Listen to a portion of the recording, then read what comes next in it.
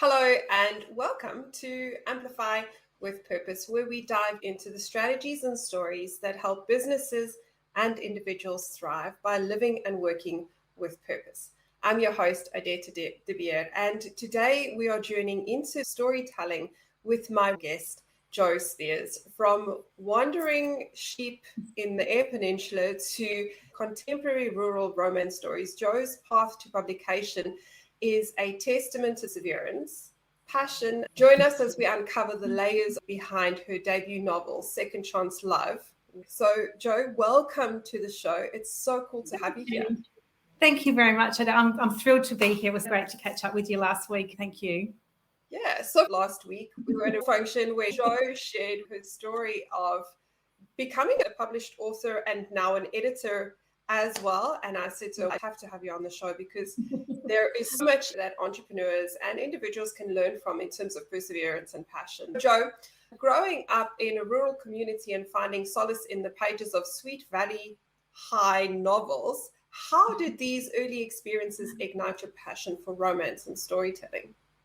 I lived on a farm, so other than my farm chores and going to school, we didn't have much on TV. So I delved into books quite early on and harvested a passion for reading. My mum was always reading a book, and I think I just followed suit with that. As I got older into my early teenage years, I found a love in Sweet Valley High, and I suppose that was my first experience of romance stories. And I used to sneak a couple of mum's Mills and Boons books as well. So that kind of sparked my reading. Through my adult life, I've been reading. So my writing's only been something I've taken up really in the last 7 or 8 years, quite separate to the reading. But yes, I grew up on a farm. From a country kid, went to school. I only had 200 kids at my school from reception to year 12. So I suppose that in itself is something that I hold really dear, upbringing to being a published Harlequin author. It's about perseverance and following your dreams and passions. No matter what kind of start you had in life, the opportunities are always there if you work hard.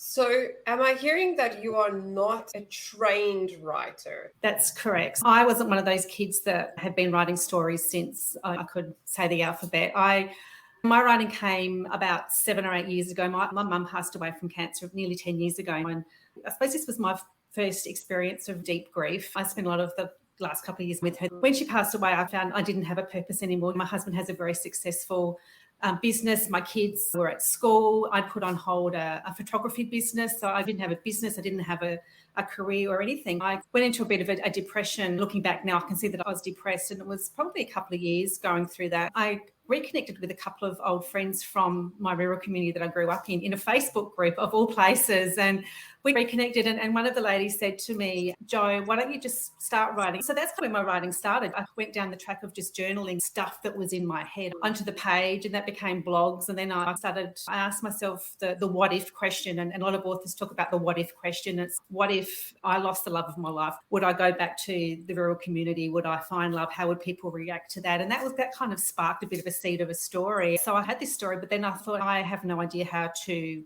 write a story. So I then did courses learning how to write everything from characters to plotting to everything that has to do with writing a novel, because it's more than just sitting down and putting words on a page. So I spent a couple of years really just learning the craft of writing, and through that met some wonderful people who introduced me to the Romance Writers of Australia, and then through that I was able to pitch my story and get a contract. Yeah, so I didn't do any formal training at all. And even segueing into my editing business, I became really interested in the editing process and learned how to become an editor. So I now edit for self-publishing romance authors as well. So that's my niche. I did a lot of courses and got some certificates and things like that, so that I had the right skills to be able to work on other people's books as well. So it's really been a matter of juggling two different businesses at very different stages and using very different skill sets as well. Yes.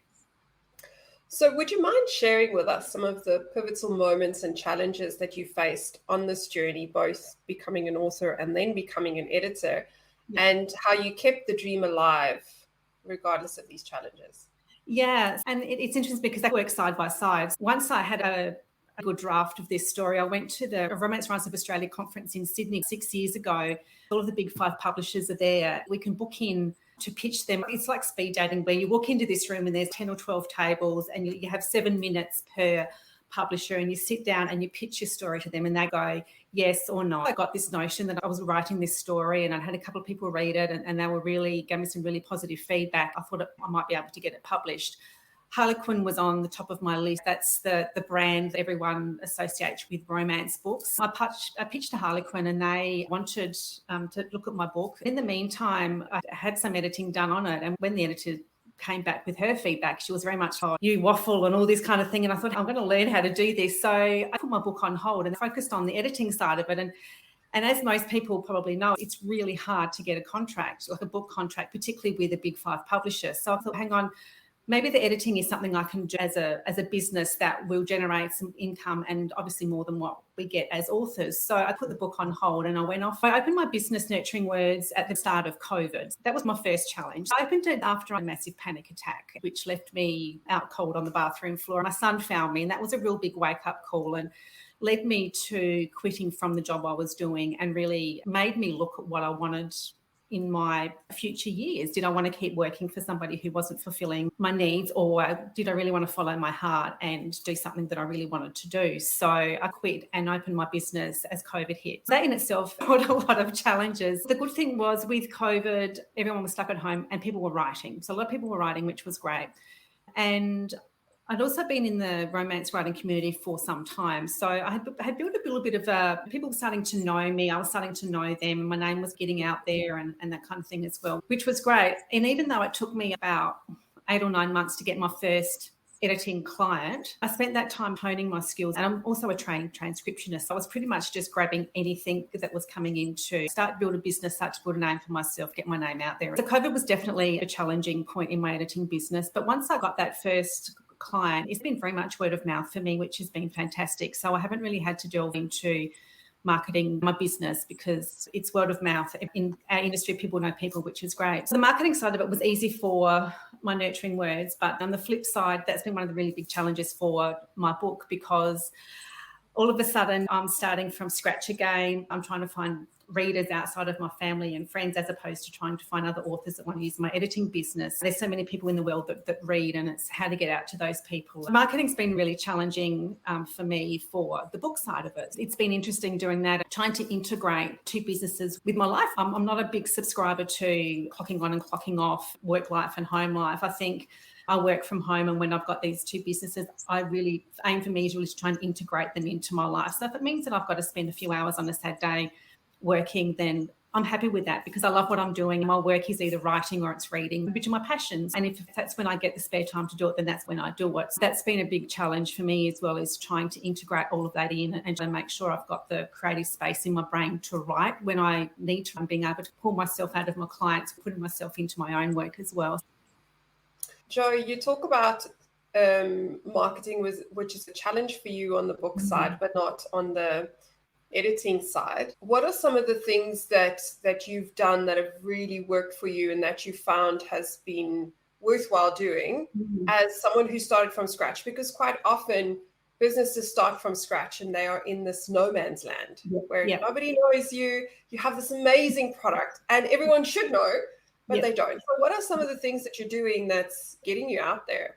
Yeah, and this is something that I really value, and it's community. For me, it's been about finding a community of like-minded people, particularly in Adelaide. I found a couple of great groups here, which are women-driven, which are my target markets. I'm trying to immerse myself in that community, going to some networking events as much as they used to scare me, whether it's just going to a breakfast or going to a function or going to something that's really casual and just chatting. What we did last week was great. For me, it's been stepping out of my comfort zone because I've been a really big introvert. Even doing something like this would have really scared me. But as the time's gone on, I've become more confident in doing it. And that's been something that has been really important. And community is actually something that I talk about, which is one of the themes in my book. It's about the grieving character and how she returns to her hometown community and how they all band together to help her get through it. So I called on that experience of the community that helped me get through my grief. And then obviously I'm trying to build that community around me again with my business as well. It's about trying to find my positive writer friends that we cheer each other on, we promote each other's books, finding Facebook groups or things that readers love reading and where they welcome authors coming in to talk as well. It's been a real balance between finding marketing ways that don't cost anything, because you need to balance what's going out with what's coming in. That's where community events and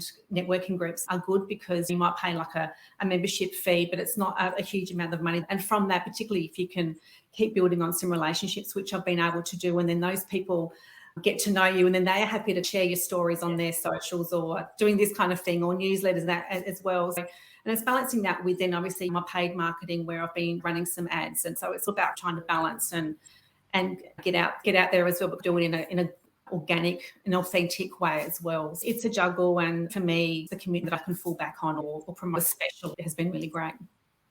I love what you said about community, because people buy from people. Whether it's a book, whether it's a pair of shoes, where it doesn't really matter what it is. We have to first connect with the person before we decide whether or not we like the product, because whether or not you like the person determines whether or not you're going to like the product. I met you in person. You connect with people. I wouldn't say that you're an introvert, which is interesting, because I'm also an introvert. I think we're one of those introvert extroverts. Like, we do our extrovert thing when we're out, and then we come home and we go. The term I like to use at home is an ambivert. Yeah. I can people and I cannot. And I am very deliberate about when I people. For example, I use OTR so that I don't have to people when I put fuel in my car. Absolutely. And I'm exactly the same. I can choose things that I go to. I like to go to things where I know my crowd will be there. I know that the vibe will be there that I love. That's why I love going to book launches and women's events, because I know that there's going to be like a really authentic vibe there. And I'm really happy to put myself out into those situations. And there are some things I'm just like, no, that doesn't float my boat. And that's what I often say to people is try to find your own lane and do what fits in with you and that feels good in your heart and soul. If you love it, then you'll keep doing it and it will manifest itself into something really great. You're not going to get anything out of it. And just because it works for somebody else doesn't mean it has to work for me as well. And I've learned that over the last few years. At least I'm going to come back to where I am and go a little bit further and then see what else is out there as well. So it's about finding, for me, what fits really well and feels really good for me as well. I 100% agree with you. When I first started coaching, the general theme amongst coaches is authenticity. And then I'm like, I don't understand. It took me a really long time to get it. And if you've got a really fuzzy coach, which I'm obviously not, but when you find those really fuzzy coaches that's all they talk about it. But the reality of what authenticity is in a business perspective is finding something that resonates with you in the way that it resonates to who you are as a human being, that aligns with your core values. And I love that you've been able to find ways to still market. You still market, you still go to events. It's not that you've secluded yourself. You've been selective in how you show up and the things that you show up in. And it's generally finding the right people. If you're an entrepreneur, you know that it can be quite isolating. We get distracted, right? We feel like I need to do that new thing, or I need to go on TikTok and I need to go dance. You don't have to. You can find other ways. It's about being creative and open to try things. So maybe I'll go to the networking event and see how it goes. Yeah, absolutely. And that's what I've tried to do. So we have a great community of romance writers as well. We're a very quite a tight-knit community, which is really great considering there's 99% of us are female. We've all got books on the shelf next to each other, but instead of saying I can't promote her book because she's a competitor, we go, oh my God, yes, well done. And we shout from the roof that someone's published a book. And I can go to an event and I sit next to a writer that's published 100 books and she'd be more than happy to tell me her marketing strategy. So it's such a great community to be in and something that's quite unique. And for someone who, through some of my past experiences, has been left with some trust issues with women in business, it's been a really refreshing to find some communities that embrace that. It's very much like we're all in this boat together. Yes. I love that, because you're correct in saying that generally when people do the same kind of things, they are perceived to be competitors. And my view generally is we may be doing the same thing, but we are very different. And I think there's enough business for everybody.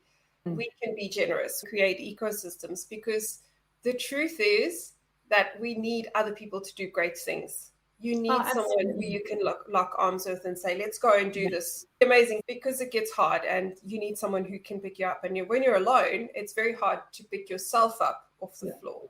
And this business of writing and editing, it is a very lonely business. I sit in my office for hours on end, which is why we connect. We have a lot of connection in the writing groups where we will sit down in the mornings. Who wants to do some sprints today? And we'll just chat through Messenger and do some sprints, or we do a video call as well, just so that we do work really hard, but we also crave that connection of being able to not be alone all the time, because it's a tough gig. Yes, absolutely. So, Jo, with your successful debut behind you, what's on the cards for the future? I'm working on the second book at the moment. Second Chance Love in Point Perry came out in September of last year. So that was my debut novel, which is with Harlequin, and it's a digital book. So they were testing the waters with me a little bit. So I'm working on that at the moment. I'm quite a slow writer. That's not how my brain is wired. I'm very much a deep thinker. I'll think about something for a week and then I'll sit down and perhaps write 5,000 or 6,000 words on the weekend or something like that. So I'm working on that. I'm also working on a novella or a short story, as well as a Christmas story, which will come out in an anthology later this year. So I've created the world of Point Perry, a small town on the Eyre Peninsula where I spent all my school holidays. This is where all my stories will be set. It's a small town, and I'm using some quite big themes in them as well. The first book is about grief. The second book has a theme of body image issues and abuse of women in the mining industry. So I've delved into some heavier themes as well. It's a romance, so there's always a happy ending. That's what I'm working on at the moment. Still spending some time with my editing clients as well, trying to balance and both. So finally, Jo, would you mind telling our aspiring writers, authors, editors, what is the one thing that you would wish someone told you when you first started out? I think with writing, I wish someone told me that it was really hard. I think we, as readers, we get this perception that you pick up a book and you think, I can just sit down and write all these books and it must be really easy. But writing a book is really hard. It's lots of drafts, another draft, it's deleting. It's a big chunk of creative work that you put your heart and soul into, and we don't do it for the money. Many of us, we don't get a lot out of it unless you become a best. So for a lot of us, we really do it because it's our passion, it's what's in our heart. It is hard, and my advice for writers is if you want to write, absolutely just do it, just make a start. Only 3% of people who actually sit down to write a book ever finish writing a book. So it's an amazing achievement when you do. I would encourage anybody who wants to write is to absolutely don't think that you can't do it, is actually sit down and do it. And if you don't know, find avenues of learning. Like there's so much out there now. There's so many online masterclasses, particularly after COVID, everything's online now. So you can log in and learn so much online as well. That's probably my tip for writers. For editors, I think it's going into editing with an open mind. When I first started my training of editing, I was a bit blown away with how many different areas of editing you can go into. So you can edit uni theses, scientific things, medical things, non-fiction books or fiction books. And when you look at fiction books, there's so many different sub-levels of editing that you can do. For me, it took me a while to get to the point where I'm editing romance. It's just going with an open mind and look at different areas that you already are really interested in. If you're really interested in the medical industry, look at different ways that you can bring your editing into that industry as well, because there's so much that is published either online or in paper. And once again, it's learning, like just whatever you don't know is just go about and learn it. Find someone somewhere that you can talk to or that you can learn as well. And just it's, perseverance. Perseverance is my word for this year. Like most businesses, when you run it yourself, you don't get the success overnight. I'm into year 5 of my editing business now. So you just got to keep plugging away. If you can see yourself doing it in the future, then for me, I just want to persevere with it. This business for me has so much potential. So it's just a matter of persevering and building the blocks so that it can run itself down the track. Absolutely. That's advice to our listeners and those watching us on YouTube today. If you've just started, keep going. You have not arrived. And if you've been doing this for a really long time and perhaps you're feeling like, is it ever going to happen? Yes, it is. You have to persevere because nothing worth doing is easy. That's the truth. And also, if you've been in the business for a while, there's still more to learn. Even being 5 years as an editor, I'm still learning things. I'm still signing in and looking for classes and learning. And there's always something more that you can learn to either better yourself or to expand your business or to niche in. It comes down to the philosophy of being open to learning for the rest of your life because things are changing, tech is changing, AI has added some spanners to the works. So we have to keep learning if we want to be sustainable. But that's I also think it gives you pride knowing that you've come this far. When you first start, you don't know anything. You mentioned that you just started writing. And now you're a published author. And as a result of starting writing, that very first page that you started writing has resulted in another business, which is editing. And it's a testimony to where your business can go if you're open-minded to the opportunities that are available. So your story is a beacon of hope and a reminder that actually with love, perseverance, and a bit of grit, you're good. Dreams can always find their way off the dusty shelves, and we can end up doing the most phenomenal, amazing things.